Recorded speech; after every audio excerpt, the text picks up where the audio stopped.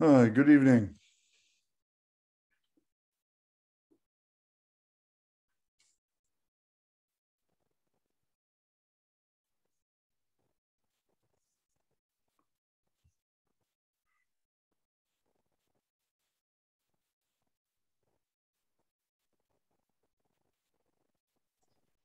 Good evening, Rabbi. Good evening. How are you? Good. How are you? Doing well. Doing well. Baruch Hashem. Is Rabbi Rosenblatt back yet, or is he away for another He week? was accidentally here for Shabbat. His son David's flight got moved earlier, so they were in Whistler, and they came down for Shabbat because on Saturday night they wouldn't have time to come from Whistler to get to the airport. But then they went back to Whistler, so he's still got a few more days of his vacation. I'll be doing the morning shiur through the rest of this week. Oh, wonderful. Yeah, we'll continue with the Kuzari in the morning through Friday. How far along are we so far? We're nearly done with the first chapter. Oh, wow. Okay. So that's it's not a lot and it's not nothing. No, it's good. It's good. Yeah. We'll give a few more minutes to see if anybody else comes, and we'll start looking. We've finished in the Rambam. We finished last time the Hilchot Tshuva, right? And therefore the book of what he calls the book of knowledge. We're going to rewind a little bit in the book of knowledge and look at. I was thinking to look at Hilchot Deot, what he calls the laws of character development. That's one way to do that. I think we could also look at the similar content in what's called the 8 chapters, which is a little bit of a longer developing of these same ideas. In what the 8 chapters is his introduction to Pirkei Avot and his interpretation of the Mishnah, and you can see that they were written probably 20 years maybe apart in his lifetime. The Mishnah, the parish on the Mishnah earlier, but you can see that he's sort of giving over the same material in another context. How long did Rambam live? He lived to be 70 years old. He lived from 1135 to 1205, and according to the modern counting, right, the Common Era. Oh. So he lived to be 70, which is in those days a full life. Today it's already a little bit young. People are living a little bit longer now. But well, yeah. If you read in his journal when he describes what his daily routine was like, he certainly had a very high stress life. That he was, he was the leader of his generation, and everybody was looking at the entire Jewish community in the world was looking to him for leadership in the time of the Crusades. All right, and the Second Crusade was a massive upheaval, both in the Christian world and in the Muslim world, and long-standing communities were disrupted, and the yeshivas that had been standing for the Talmudic yeshivas, of Surah and Pumbedita in Iraq, had been continued undisturbed since the time of the Talmud, right? And that's already 600 years prior, and in those days they were disrupted, and they sort of closed down, and the whole the calendar, the Jewish calendar, everything was sort of in a massive state of not knowing what to do, right? Because the institutions which had carried the Jewish people through the exile were rapidly breaking down, and they were looking to the Rambam, and so he wrote the Mishnah Torah with the express purpose of saying, here is the entire halacha, right? Here is everything that the sages have decided, and he wrote it down in very clear, concise Hebrew in a way that was easily accessible to anyone and organized topically, and is a tremendous work. And he said that his purpose in writing it was that if somebody had only the Tanakh, only scripture and the Mishnah Torah of the Rambam, that they would be able to live a fully engaged life and be able to fulfill all the mitzvot and have everything sort of before them in an organized manner, which is quite a claim, right? He's quite a project to say, I'm going to give you all of Judaism, or at least all of halacha, everything that the rabbinic law deals. Now that's he threw in some more, some philosophical things and some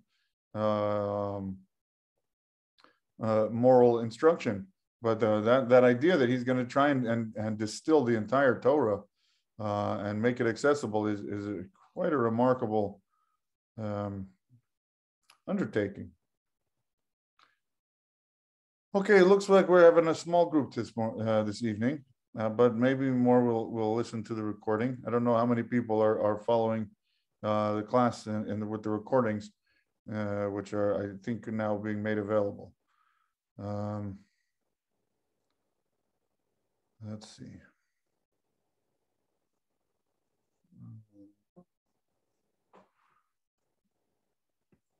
Just a moment.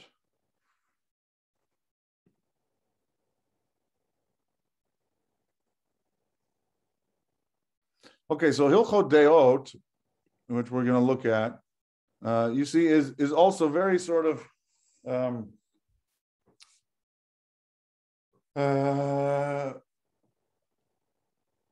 it's not practical.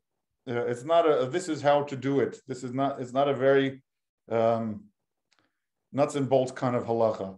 And it's important that we recognize that there's more to Torah than do this, don't do that. Right? The sense of that we are commanded by God in the Torah to choose what is right and good, to not to hate our one another, to love each other as ourselves. All of the sort of amorphous commandments are there as well, and they don't have the same kind of clear instructions of on this date you must do this, and this is the measure of it, right? That we like in halacha to give precise details in everything we can. It's far more difficult to give precise details in how to fulfill the commandment of clinging to Hashem, all right, or to emulate it, right, to walk in His ways, things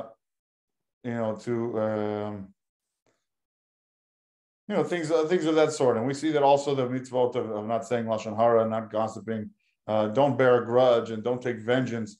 You shall love your neighbor as yourself. All of these things, which are more about self-development and making yourself into a better person, that are, again, very difficult to put measures on, very difficult to put benchmarks in the way that we do with so many other halachot. So the fact that he included this in his Mishnah Torah is actually quite remarkable, because he thought that this was something so far. And as I said, that the first iteration of these principles that he's going to tell us about was in his commentary on Pirkei Avot. Now, Pirkei Avot is that part of the Mishnah which is also dealing with character development and doesn't have laws in it per se, right? It doesn't have, this is the law of this mitzvah, this is the law of that mitzvah. It's more ethical and moral, spiritual advice, and it talks about what are the character traits that we should try to emulate, and what are the character traits we should try to steer away from.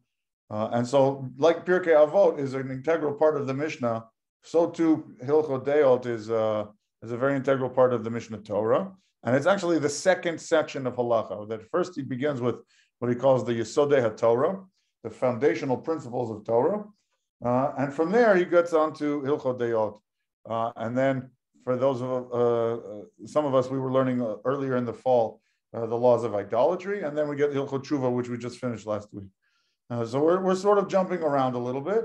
But I think the content is good enough that it speaks for itself. We don't need to take it in order.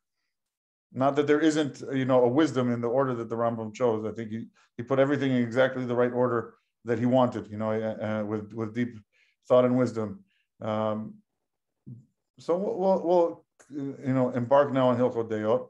There are fewer chapters. There's not, I think, 4 or 5 chapters in Hilchot Deot, as opposed to the 10 that we saw in Hilchot Tshuva. Okay, let's share the screen.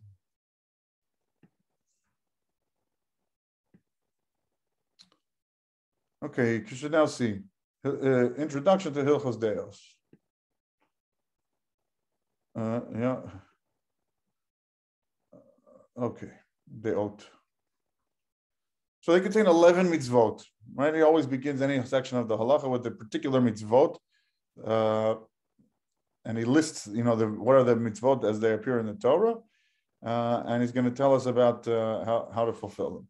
There are 5 positive and 6 negative commandments. They are to emulate his ways, as it says here, lehidamot bedrachav, to make our ways similar to his ways, right? To be like God is what they call in Latin imitatio Dei, to imitate God, and that this is a very foundational principle, that we are to become godly people, right? That we are meant to,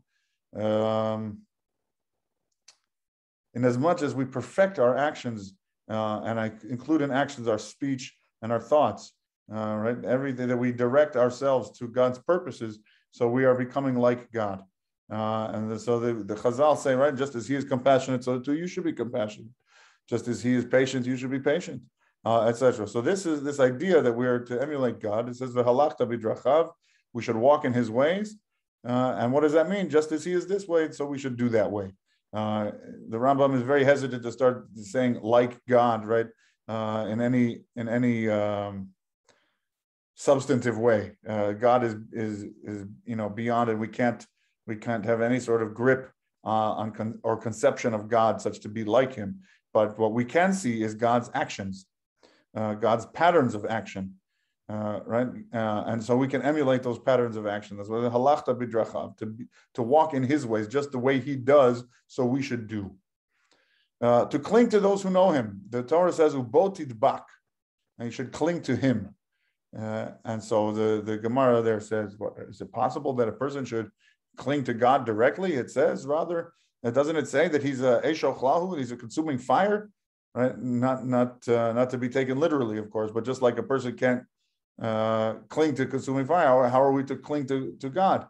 So it says, rather, right? Cling to the wise and to those who know him. So this is how we translate the mitzvah, that we should always be seeking out the wise, to the teachers of Israel, the teachers of Torah, and clinging to them, in the sense of hearing them teach and being connected to them and wanting to be sort of identifying as with them. For those people who are in the Haredi community and in others that have the concept of das Torah, right? That they want to always consult with a person who is so suffused with Torah knowledge that they can comment on their sort of, what does the Torah think about this or that idea, and that that's very much a way of fulfilling this mitzvah of clinging to those, as they translate here, clinging to those who know him, right? As it says, lihidabek b'yodav, those who know God. So we want to be as close with them, buddy, as integrated socially and communally with those who know God the best. To love one's fellow Jews, right? As it says, v'havta l'reacha kamocha, to love your neighbor as yourself. And he'll get into what that means. We have a number of times in the Torah that says, v'havtim et hager. We are to love the converts or the strangers.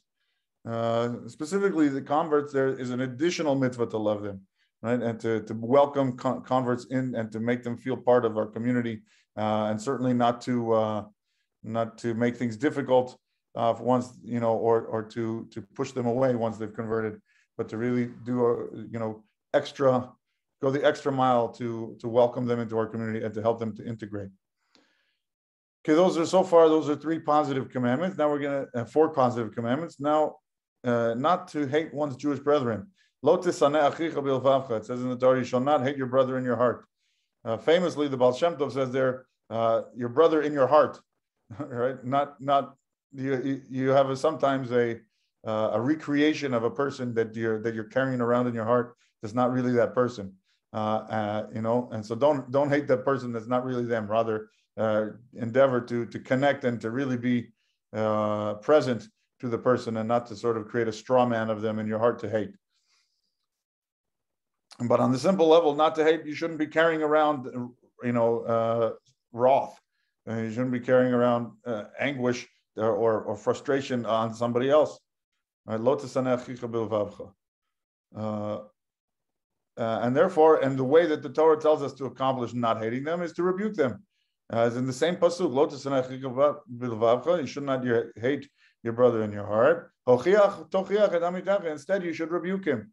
Meaning, if he's done something to you which you think was wrong, you should, instead of bearing a grudge and bearing hate towards them, you should confront them in a way that's respectful and say, I think what you did here was incorrect and not according to the Torah, and is not befitting a Jew to behave in such a way, and I think that you're capable of so much more. And he'll tell us how to go about doing that. The mitzvah of rebuke is not a simple one to accomplish, right?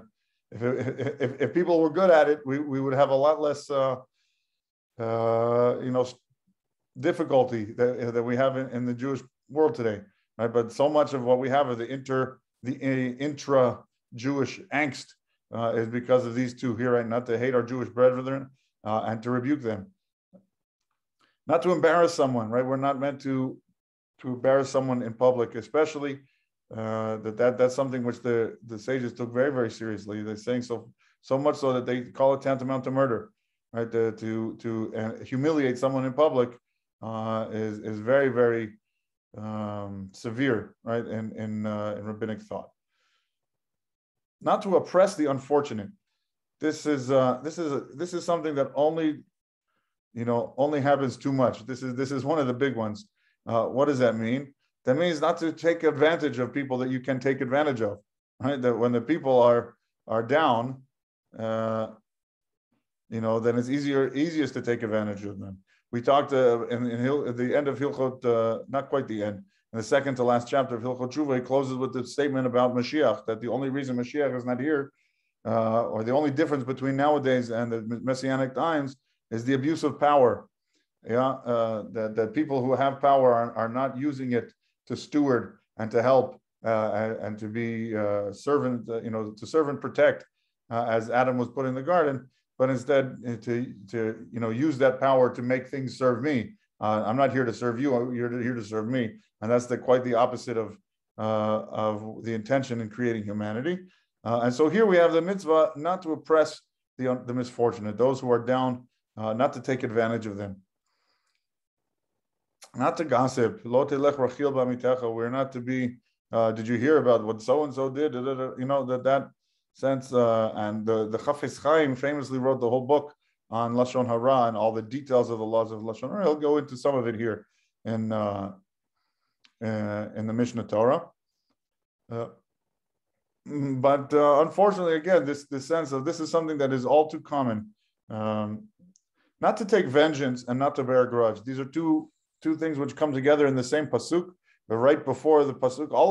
Most of these things are in one parsha, all in Parshat Kedoshim, that we'll read. Read Kedoshim probably April or something like after Pesach, well after Pesach, near almost to Lag BaOmer. We'll get to Parshat Kedoshim. And that's the one where we have all of these things of to be like God, to emulate His ways, to love one's neighbors, not to bear a grudge, all of these things. Almost all of them are in Parshas Kedoshim. Rabbi? Yes. Not to take vengeance is kind of curious, because what about an eye for an eye? Well, certainly, the great innovation of the Torah is that an eye for an eye doesn't mean you poke out people's eyes, right? That it's one of the great innovation of the Torah is it says you shall pay an eye for an eye. And so the idea that even physical harm done to a person the restitution can be made financially. This is not something which is obvious. in life, And so eye for an eye is most certainly not about vengeance. Quite the contrary. The whole point of it is to take away from vengeance and say we'll make financial restitution, and that midaraita, that's what it means, right? And it says that you shall pay an eye for an eye. We never have the idea that you should poke out their eye if they poke out your eye. That is a concept which appeared in the Hammurabi Code and in certain streams of Islam, but it's certainly not ever in the Torah. The idea of eye for an eye is quite the contrary. It's about not doing that and instead making financial restitution. So the vengeance is not the same thing. The example that Rashi brings there in the pasuk, and that's of course brought from the Gemara, as they say, if a person asks to borrow your shovel, and a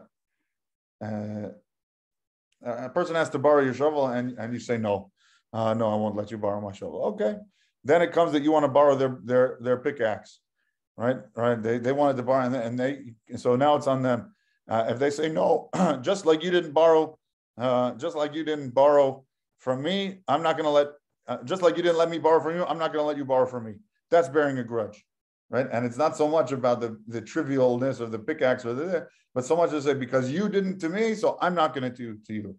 And the other side of it is not to bear a grudge, means that you shouldn't lend and say, oh, just even though you didn't lend me your shovel, I'll lend you my pickaxes, as a way of showing that I'm one-upping you, I'm doing better than you, and that.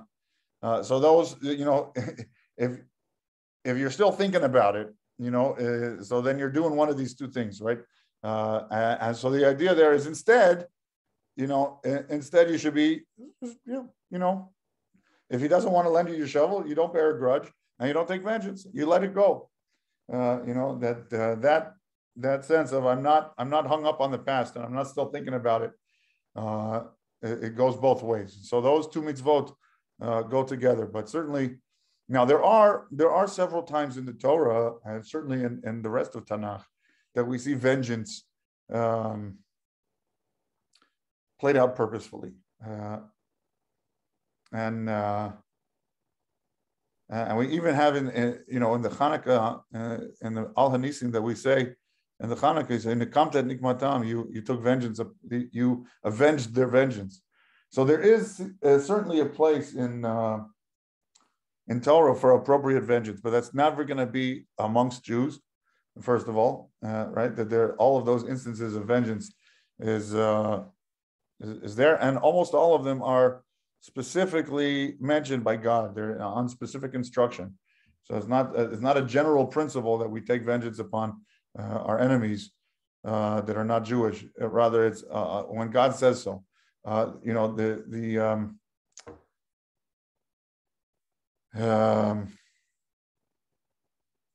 Kahana, right? Who is many people have canceled already for decades. He writes extensively on the Jewish concept of vengeance and when it applies and how it should be applied. Now, whether you agree with him in his politics or his policies, or think he's a racist or not, he's certainly a scholar and a prolific author. And if I for one am not the type to burn books and say no, you shouldn't. Nothing's off the bookshelf. That's my approach. I don't think anybody needs to. Erica Hanna? Yeah. Yeah. So again, many people are like, even just hearing his name are like already not willing to go there. Okay, that's fine. But I'm saying in this particular subject, he wrote the most about it. And again, that may be why people don't want to hear from him, because he seems to be fixated perhaps on vengeance. Okay, so those are the 11 mitzvot. Right, we see the first 1, 2, 3, 4 are positive, and then we have a negative and a fifth positive, and then we have a total of the 6 negatives. Okay, and then the explanation of these mitzvot is going to be found in the following chapter. So he's going to go through these 11 mitzvot and give us some the basic laws thereof. But by way of doing so, he's going to tell us about the nature of vice and virtue and how it is that we're to go about setting ourselves on the path of righteousness. What are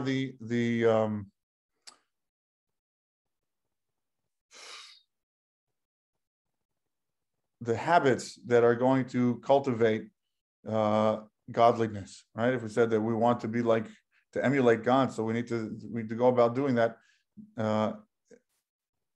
each in our own life. Okay, so each and every person, again, I don't get right? There's no reason to be hung up on gendered language. Each and every person possesses many character traits. Each trait is very different and distinct from others, right? That people are essentially unique.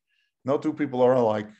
The Rambam sets that as a starting point, right? We're not assuming that everybody's, we talked about free will and that everybody has free will and there's no decree whether a person will be righteous or wicked. From that regard, we are all starting at zero, right? Not at negative and not at positive. But certainly each person is going to be different. They have different inborn traits, and some people are more musical than others, and some people are more this and more that. And that's his starting point. So some people are, one type of man is wrathful. He's constantly angry. There are people who for whom their struggle, their avoda, right? The work that they need to do in life is dealing with anger. And there are some people that just don't have that. That's not part of their constitution. In contrast, there's the calm individuals never move to anger, or if at all, they'll be slightly angry perhaps once during a period of several years, right? That's not part of them. That's not a qualitative, that's not a value judgment. Right, it's a particular of a particular person's constitution, and again, we said that nobody is decreed, with a tendency to be righteous or wicked. So it's not, going to be beyond the possibility that a person who is sort of an angry person can still be fully righteous.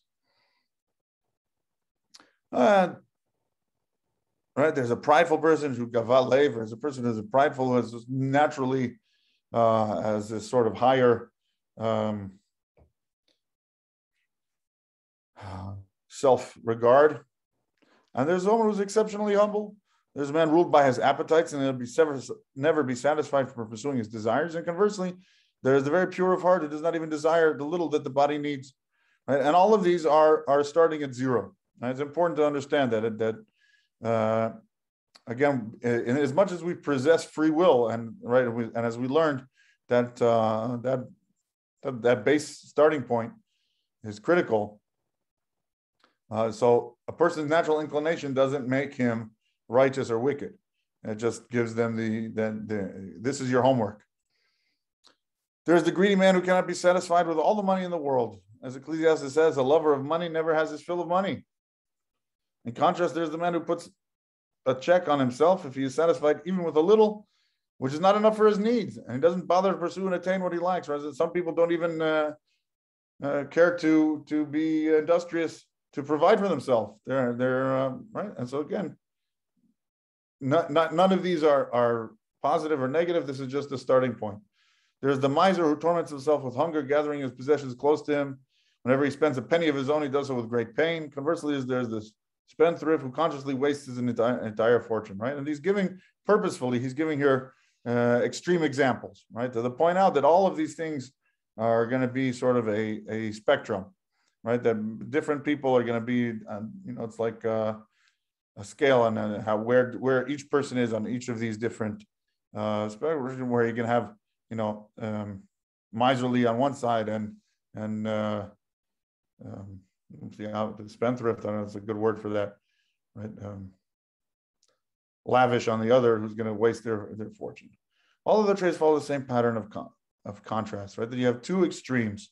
For example, the overly elated and the depressed. And again, he's giving us two extremes on the same scale. The stingy and the free-handed, the cruel and the soft-hearted, the coward and the rash and the like.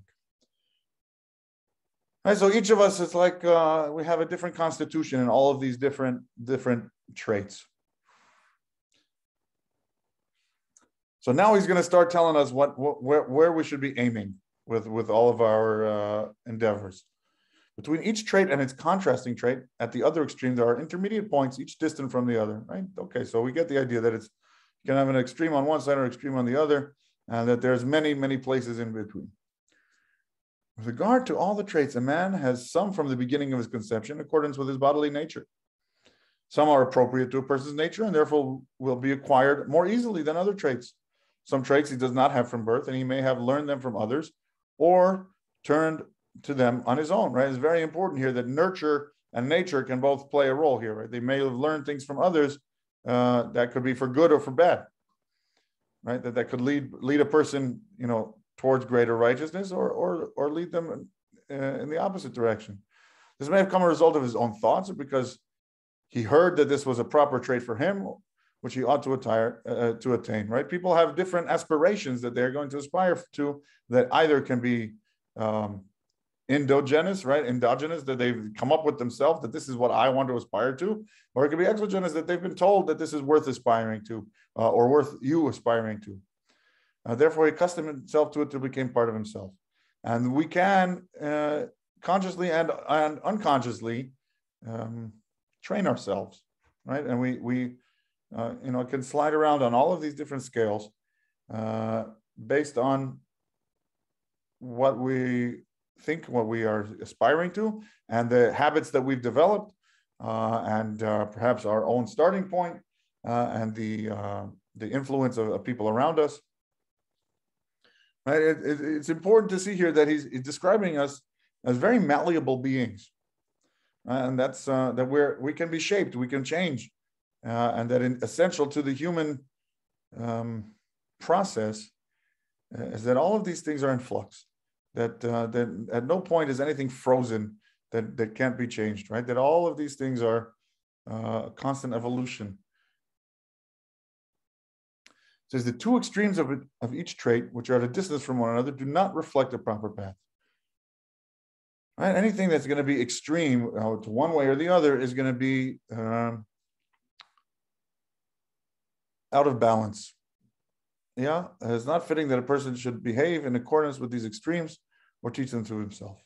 Right? For example, you have a person who, on the one hand, could be paranoid or anxious and very overly concerned with safety, and to the point that they won't do anything, they won't take any risk. They're so risk averse that they're sort of frozen. And you can have somebody on the other end of the spectrum who's completely cavalier and reckless, right? That doesn't think about safety at all and is going. Neither of those are going to be looked at as a virtue, right? Both of those are going to be sort of a vice to which a person can sort of fall if you don't carefully man the dials, right? That you have to be vigilant and aware and purposeful to exchange to the middle, and the middle is going to be somewhere like practical and courageous, right? That you have to be, on the one hand, taking proper precautions, and on the other hand, ready to take certain risks. And they go together, right? So that somewhere in the middle, you have appropriately courageous, and that's going to require preparation and examination, right? But it's not to one extreme or to the other. Now the same thing will go with any other trait, right? That is, if you allow yourself to slide, so it tends to be that we slide towards one or the other side of it. Unless we are vigilant and purposeful in setting ourselves towards the path of the middle. And that's what he's going to tell us that we always need to be doing. We always need to be paying attention, using our free will, being conscious and present of mind to walk that knife edge, right? To always be going towards the middle. If he finds that his nature leans towards one of the extremes or adapts himself easily to it, or if he has learned one of the extremes and acts accordingly, he should bring himself to cut and back to what is proper and walk in the path of the good men, the good people. This is the straight path. Meaning, always we would be aspiring towards the middle path. This is a concept that is, the Rambam is not alone in preaching, right? You hear this also in certain Eastern paths, right? And in Buddhism, you have similar ideas, and the ancient Greeks talked about this. The golden median. We're always looking for that middle path, not to be extreme to one way or the other. And important to know that the extremes are alluring, right? That without paying attention and without steering yourself, you may be drawn one way or the other. Rabbi? Yeah. I've always wondered about the, you talked about not, people that are risk averse and people that take, a lot of risks, take chances. I was wondering about the people that do things like extreme sports or even, mountain climbing or rock climbing and marathons and even skiing and, and touch football. I mean, I'm wondering, because you can get hurt. Is that something that would be, sort of looked frowned upon by let's say the Rambam? My experience in tackle football, the very first thing they always talked about, and coming to practice is safety.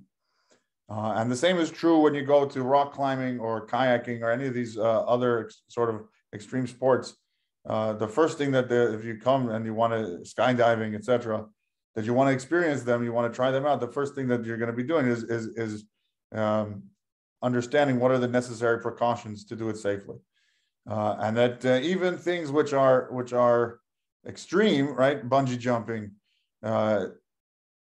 They take very great precautions to make sure that as much as it's going to be feeling dangerous, right? It's going to give you that adrenaline, that sensation. They want to be sure that it's going to be safe.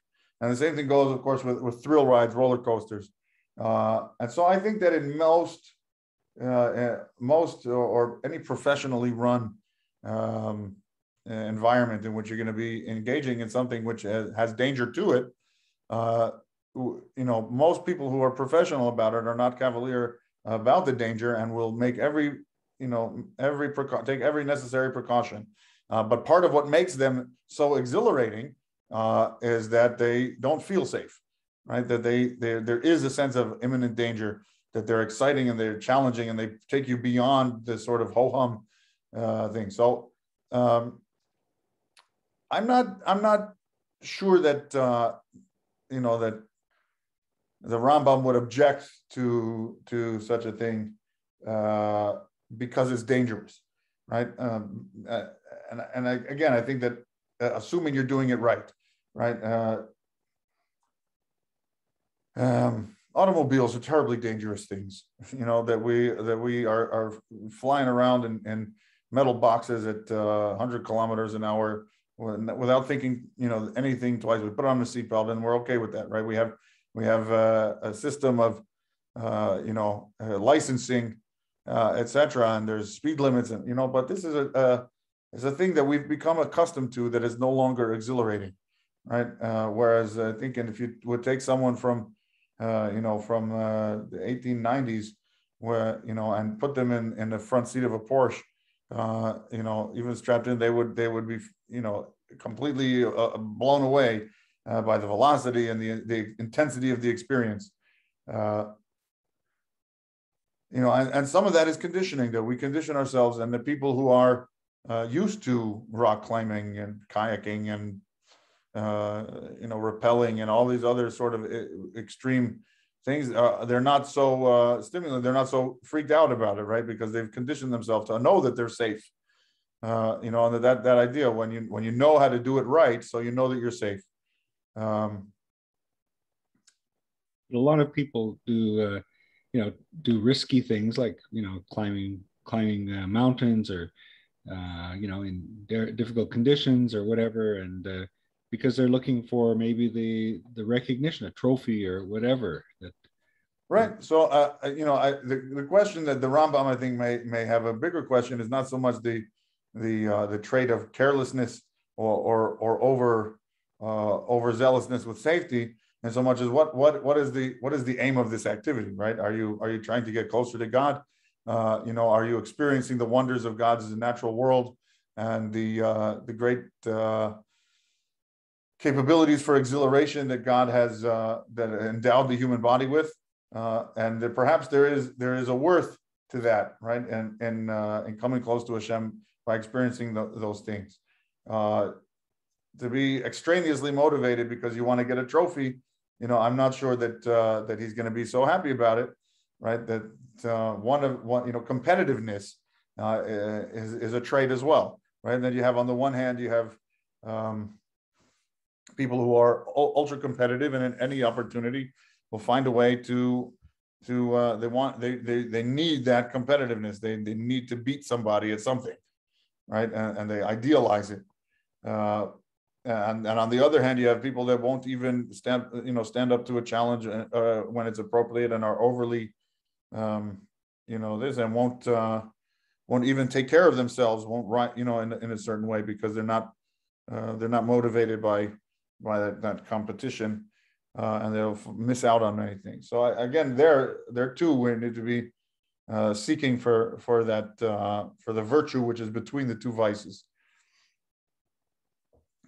The Chachamim talk a lot about what they call milchamta de Torah, right? That the Jewish arena of competitiveness is that people have been focusing their competitiveness in Torah learning, right? In the sense of debating what should be, or what is the most correct understanding of the Torah and of the Talmud, and what should be the halacha, and we have the Gemara itself is a record of 400 years of people arguing. All right, so there is a sense of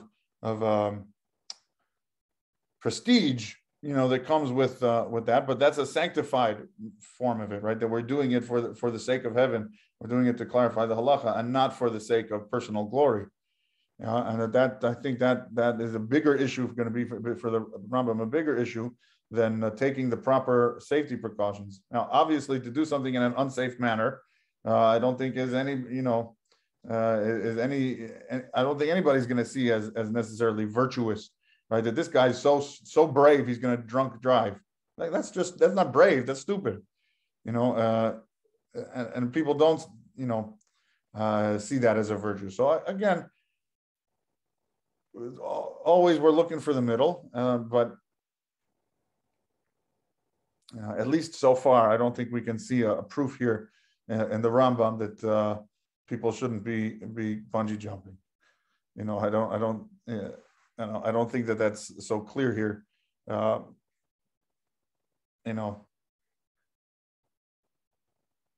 right, let's continue on.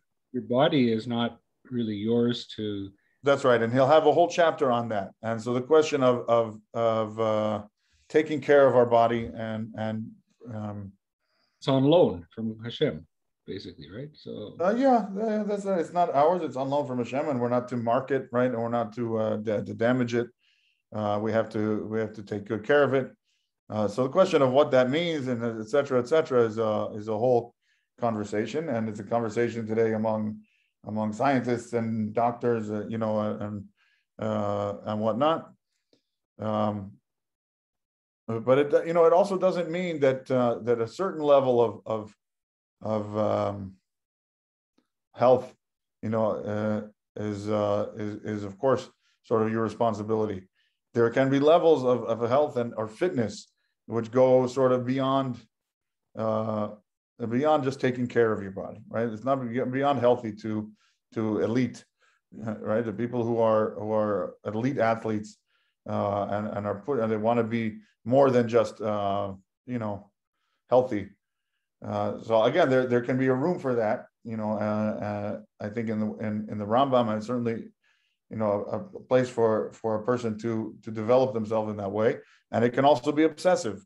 That a person can get fitness can also be an obsession that is not healthy, and people can push themselves too far in that at the cost of other things. So with everything, I think that you need to be finding the median that's right for you. and it doesn't mean that you have to be exactly in the middle on everything, because that might not be what's right for you. And it's given your profession and your personal constitution, that part of this is we need to know what's good for us, and need to know ourselves and to do it. But it also requires a sense of honesty, because my sense of knowing myself, is very different than wanting to look like that model on Instagram. That sense of this is what health looks like is very different than I want to be healthy. So again, all of these things require introspection and focus, but also, almost any activity that we're going to undertake has many of these character traits which intersect it. Right? It's not going to be just on one thing. Right? If I'm an extreme kayaker, right? This is something to do. So there's so many of my personality traits that are involved in that. One of them is perhaps risk aversion versus risk taking, but another could be related to my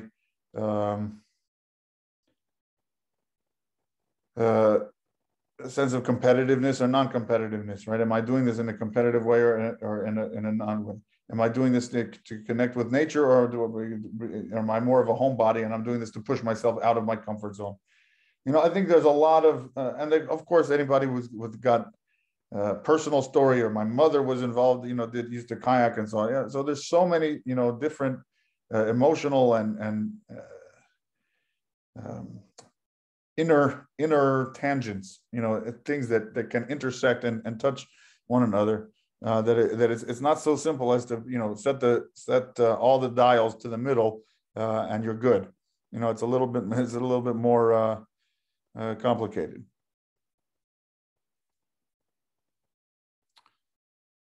Okay, so therefore, early sages instructed a man to evaluate his traits, to calculate them, and to direct them along the middle path, so that he will be sound of body. Yeah.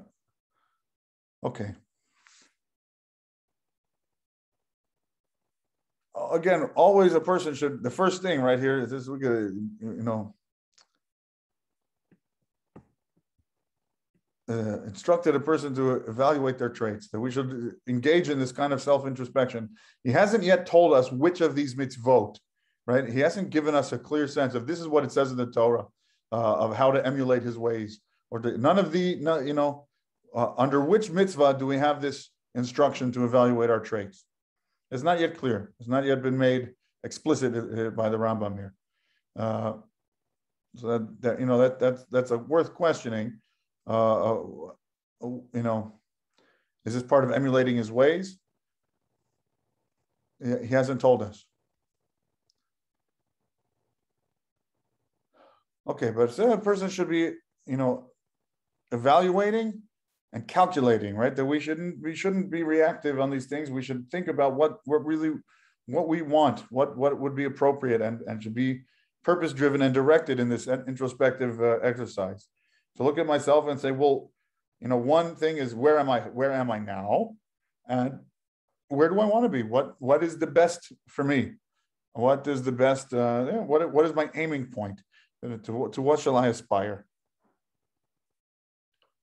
And this is important in tshuva, right? I think we talked about this way back at the beginning in Elul with Parsha Shoftim v'Shotrim, right? There's a thing that we have in Shoftim v'Shotrim. We have two kinds of tshuvas that are being described. One is the judges, and one is the enforcers. So the enforcers that's our evaluation of how well am I doing at meeting my expectations of myself. Right? How well am I enforcing my own law, my own rules, my own, the decisions that I've made of where I want to be, how I want to be behaving. And the Shoftim is, well, now can I reevaluate where I want to be pointing, right? What shall I aspire? And choosing, what my aiming point is also a level of tshuva, right? That I can realize that, oh my goodness, I've been aiming far too low, right? I can achieve much more in godliness or in Torah or in whatever trait. So again, this here we're doing these two things, right? We have to be evaluative, right? How am I doing in meeting my expectations or my goals? And we can be calculating. So where do I want to be? For example, he should not be wrathful, easily angered, nor be like the dead without feeling, right? We don't want to be completely unemotional and non-reactive at all. Rather, he should adopt an intermediate course. He should not display anger. He should display anger only when the matter is serious enough to warrant it, and in order to prevent the matter from recurring. Right? He's not saying you should never show anger. Right? He's saying that there is a use for anger, and it's appropriate and useful in certain circumstances. But when you're going to use it, it needs to be calculated. Similarly, you should not desire anything other than that which the body needs and cannot exist without. As says, the righteous man eats to satisfy his soul. Right? That we should be only craving that which is necessary for us and not extra things. People have suggested that he has a very strong ascetic streak in him, right? And this is an example that you should not. We don't want to be a glutton. That doesn't mean you can't enjoy eating, right? That he set the bar. No. That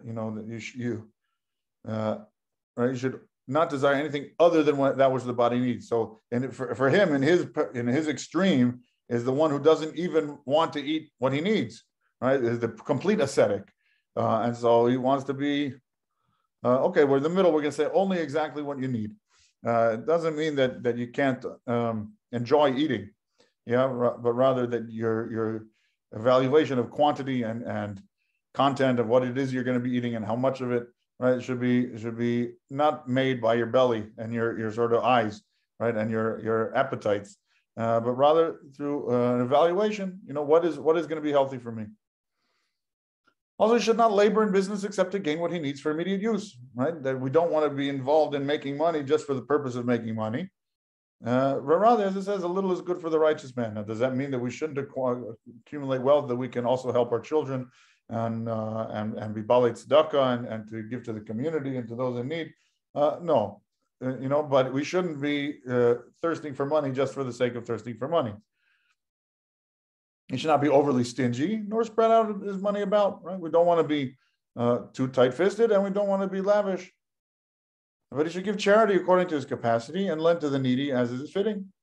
He should not be overly elated and laugh excessively. Right? You don't want to be someone who's overly jovial, nor be sad and depressed in spirit, nor someone who should be quietly happy at all times. Right? This is a nice aspiration to aspire to. Now, it doesn't mean that he hasn't told us that if you're sad, you're a sinner. Right? And people need to know that it's not. He hasn't told us that it's against the Torah to be depressed, but it's certainly not what we want to aspire to. The same applies with regard to other traits. This is the path of the wise. And every man whose traits are intermediate and equally balanced can be called a wise man. This is a strange thing that he's done here. Right? Usually when we think of wisdom, we think of some sort of an intellectual faculty. Wisdom is an quality of mind. And here he said, no, wisdom is not a quality of mind. Wisdom is a quality of behavior. Wisdom, someone who's a chacham is, they're doing things right. The proof is in the pudding. That their behavior speaks for itself. And a person who may be an intellectual giant, if their behavior is not properly regulated, we should not think of that person as wise. And it's a very important categorization of wisdom for the Rambam. Okay, couple more. Person who carefully examines his behavior and therefore deviates slightly from the mean to either side is called pious. Meaning, if you've made a choice for yourself that I'm going to be extra generous, I'm not going to be exactly in the middle. I'm going to be a little bit more generous than in the middle, or I'm going to be a little bit more studious. I'm going to spend more time, studying Torah than this, or I'm going to be particularly, like you brought the example before, I'm going to be particularly fit. I'm going to invest more time in my fitness, and that you're doing that, as a sort of more than necessary. So that's what he's going to call pious. What is implied? One who shuns pride and turns to the other extreme, carrying himself lowly, is called pious, right? You said, in the middle is not. I want to be a little bit more on the humble side than on the prideful side. This is the quality of piety. However, if he separates himself from pride only to the extent that he reaches the mean and displays humility, is called wise, right? Okay, to be in the middle is called wise. To be even more, to one side, is perhaps pious. And this is the quality of wisdom. The same applies with regard to other character traits. The pious of the early generations would bend their temperaments from the intermediate path towards either of the two extremes, right? Purposefully. For some traits, they would veer towards the final extreme. For others, towards the first extreme. This is behavior beyond the measure of the law. We call it lifnim mishurat hadin, right? That the aiming point is always the middle, but I want to be a little bit extra. I'm going to be a little extra fit. I'm going to be a little extra studious. I'm going to be a little extra generous, a little extra patient. I want to go a little bit more. So here he's going to finally tell us what mitzvah this is. We are commanded to walk in these intermediate paths. They are the good and straight paths that you shall good and straight paths, as it says, and you shall walk in his ways. The halachta bidrachav, right? And that was the first mitzvah that we saw there, to emulate his ways. So it's very interesting that what he's saying, that to be godly, first of all, is to be consciously, focused on your behavior, and to be calculated in it, and to say this is, and purposeful, right? This is how I want to do it, and to do it, with a sense of intentional focus. And always to be choosing the path that's the most appropriate, the most middle, the most moderate, and that this is what's called the paths of wisdom, and therefore we are to walk in God's ways, and that's what it means to walk in God's ways, is to pursue this middle path. And now he's going to come and tell us what the Chachamim said, what our sages said about that. Our sages taught the following explanation of this mitzvah: just as he is called gracious, so you should be gracious. Just as he is called merciful, you shall be merciful. Just as he is called holy, you should be holy. Any of the things that we think about God that we want to emulate. Now, of course, this is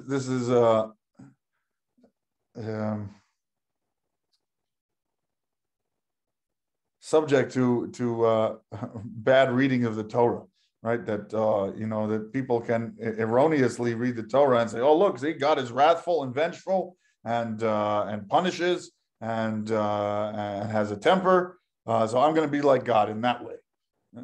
That's always a lazy reading of the Torah, right? That we have a sense that that's not that it is an. There are times when God shows anger, but we have to understand that A was appropriate in certain situations, and that there is modeling for us perhaps an appropriate sense of anger, and also that God was still calculating. It was not, you shouldn't paint God as a child having a temper tantrum, right? That's not appropriate. So similar manner, God is called by other titles: slow to anger, abundant in kindness, righteous, just, perfect, almighty, powerful, and the like. We have the sense throughout all the prophetic literature that God's attributes, are told to us, and they don't, they're not petty. We do see this sometimes. God describes himself as a jealous God, right? Elkanah, that he doesn't like doesn't like it when we serve other gods. He's jealous in that manner. Yeah, Elkanah v'nokem, that God also takes vengeance as appropriate on occasion, right? And so there are certain attributes that are mentioned of Hashem that are perhaps more difficult to do correctly, right? It's hard to screw up. It's hard to screw up being merciful. And that's not impossible. Of course, you can be inappropriately merciful, right? When they say that one who is merciful to the cruel ends up being cruel to the merciful. But the sense of if you're charitable, so hard to mess that up. Again, sometimes it's possible that you're not helping somebody by giving them too much or giving them so freely, right? That might not be the best way to help them. But these are sort of ones that are easier for us to emulate. Similar manner, prophets call it slow to anger, abundant in kindness, righteous, just, perfect, almighty, powerful, and the like. They did so to inform us that these are good and just paths, right? That the reason that these things are attributed to God is this, as if to say that these are the appropriate virtues that we could attempt to emulate.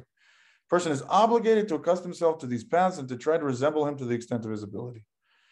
To the degree that he's saying that the middle path, the path of purpose and conscious direction, that's the divine path. That's what it means to emulate Hashem.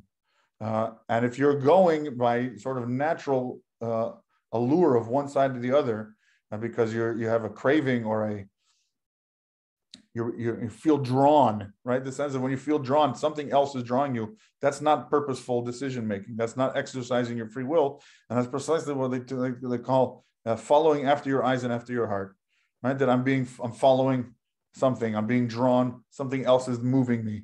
I'm being passive in that way, and that's always going to take you to one side or the other, and so the sense of the purposefulness and the use of our free will and the consciousness is the main ingredient in walking in God's ways, and that we should emulate these virtues that we see God is called by, and that to purposefully walk in the middle, the middle path.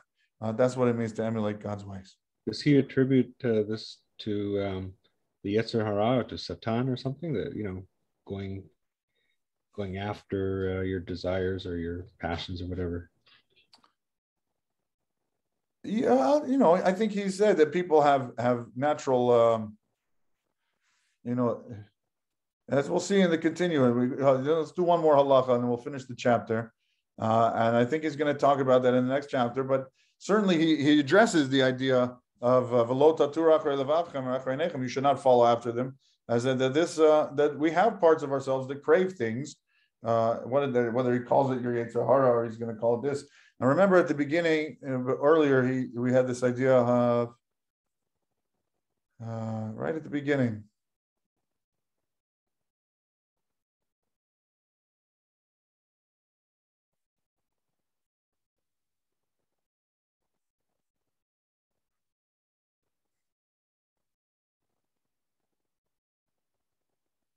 Where was it?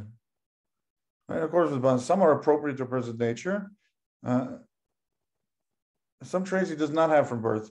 He have learned from others or turned to them on his own, right? And so the sense of habituation that we've learned to do things, we've learned ways of behavior.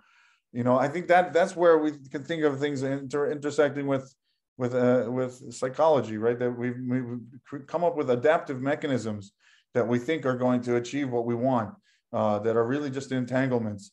And that we're drawn to desire this or the other thing because we think in our mind that that's going to get me the love, or all of that sort of developmental traumas and shaping of personalities and interdependency and emotional confusion participates in creating these bad habits and these bad urges in our subconscious, that we need to sort that out, and be purposeful in reevaluating, introspecting, saying, okay, why am I drawn to this? What am I doing? And how do I need to correct myself, right? To train myself.